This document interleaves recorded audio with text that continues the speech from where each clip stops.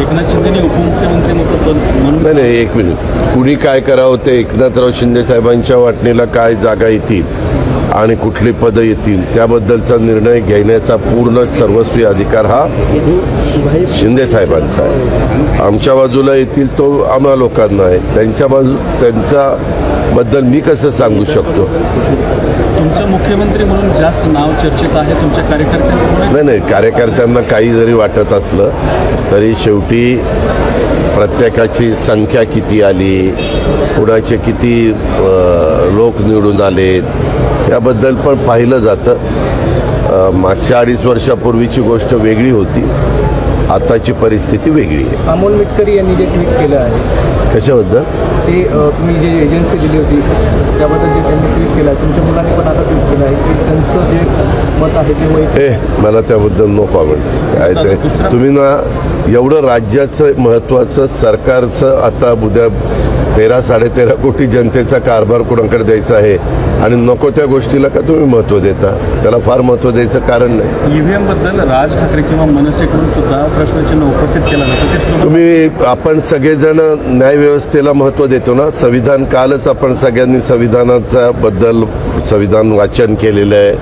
संविधानाच्या पुढे आपण सगळे दत्तमस्तक झालेलो आहे. संविधानाचा सगळ्यांना अभिमान आहे, आदर आहे. स्वतः सुप्रीम कोर्टाने काल काय सांगितलं ऐकलं नाही आपण? ऐकलं की नाही ऐकलं? सुप्रीम कोर्ट असं म्हणालं की प्रत्येक वेळेस निवडणुकीमध्ये ज्यांचा पराभव होतो तो पराभव ईव्हीएमच्या माथी मारला जातो आणि यश आलं की मग ईव्हीएम चांगलं. आता मागे पण आमच्या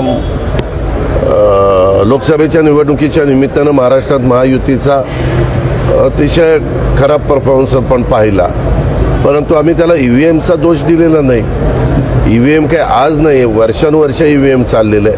काय असतं, आपल्या स्वतःच्या कार्यकर्त्यांचं मॉरल वाढवण्याच्याकरता पराभूत उमेदवारांना काहीतरी आपले नेते आपले वरिष्ठ करतायत हे दाखवण्याचा हा केविलवाणा प्रयत्न आहे आणि मग कुठनंही काही काढायचं.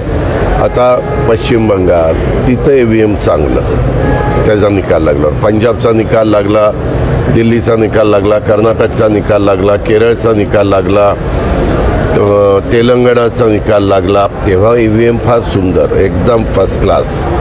आणि निकाल जर विरोधी गेला, इव्हन जम्मू काश्मीरचा पण निकाल मध्ये लागला, आपण पाहिला असेल, त्यावेळेस ईव्हीएम चांगलं. आणि निकाल उलटा गेला की ईव्हीएमचं तुम्हाला आठवत असेल 2014ला पण पंतप्रधान नरेंद्र मोदी साहेबांची लाट आलेली होती. त्या लाटेत पण सगळ्यांनी ईव्हीएमला दोष दिला.